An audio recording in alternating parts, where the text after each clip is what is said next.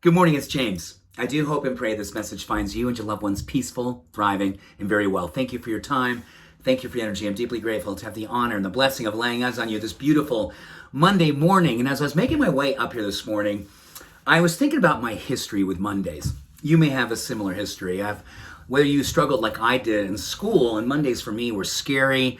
I had so much shame and embarrassment attached to my school years about me struggling because of my learning difference as a dyslexic who was undiagnosed. I was often labeled in ways that were really painful, not just by teachers, but by fellow students. And it was hard. It was really, really hard. So Mondays kind of had a heaviness around it.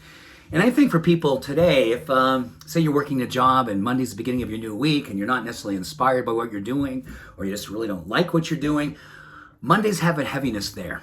And I was thinking about the stories that I told myself as a younger person about Mondays.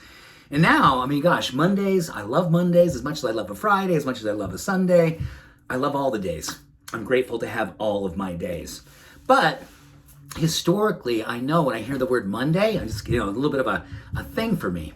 And it reminded me of a time a number of years ago when I was looking at relationships that I had with myself, kind of like when I had a relationship with Monday, or you might have a relationship with something in your life. You're going, man, that no longer serves me.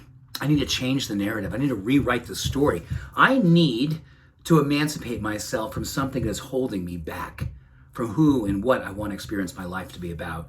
I had a similar experience a number of years ago, and I wrote this note to myself, and I posted it next to my toothbrush, so I saw it every single morning to remind me about the loop that I was living in, the rumination I was living, the story and the limitations I was living in.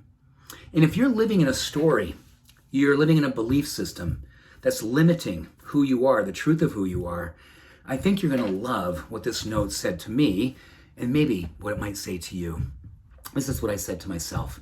James, one of the most courageous acts of love you will ever commit is to once and for all end relationships with versions of yourself that you no longer find kind, authentic, inspiring, loving, beautiful, and true.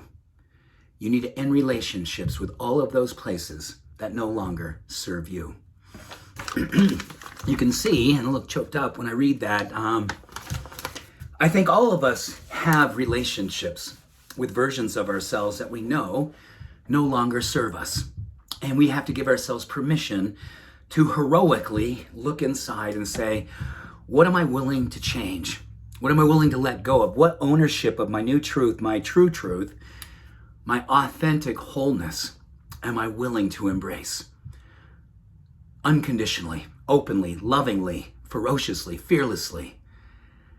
I hope today, if you have an opportunity to discern any parts of your life that are not in alignment with your truth of who you are, you take a moment, you write yourself a note, and you give yourself permission to end those relationships. Forge a brand new relationship. Be the truth of who you are and love yourself that deeply, that honestly, that heroically, that courageously. A story that we tell ourselves that no longer is true gives us permission to tell a brand new story that makes us come alive, to be everything we came here to be. I see you. I believe in you. I hope you have an amazing Monday. Much love. All blessings. Bye for now.